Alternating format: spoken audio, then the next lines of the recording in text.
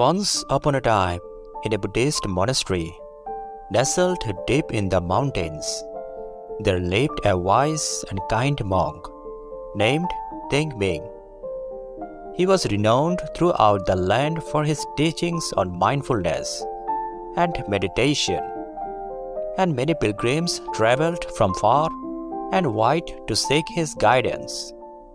One day, a young man came to the monastery seeking Thich Minh's help.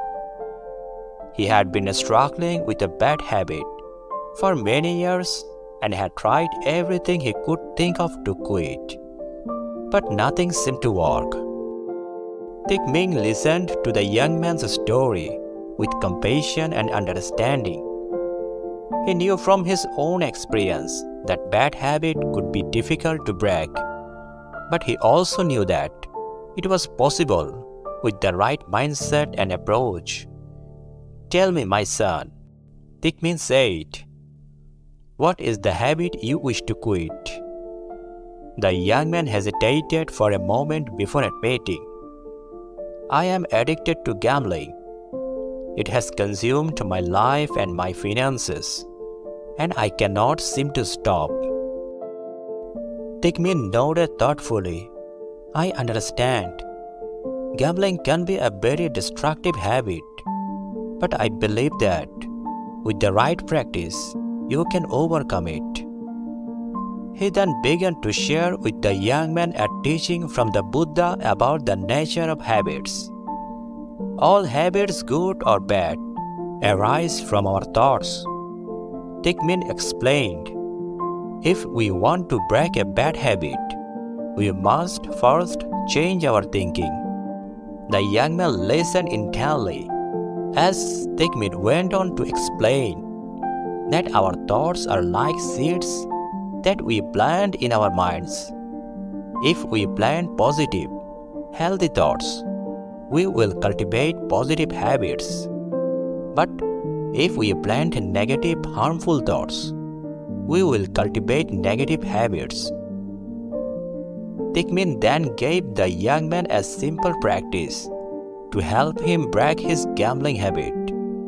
Every time you feel the urge to gamble, take a moment to observe your thoughts, he said. Notice what kind of thoughts are arising in your mind. Are they positive or negative? Are they leading you towards your goal of quitting gambling or away from it? The young man nodded, understanding the wisdom in Thich Minh's words.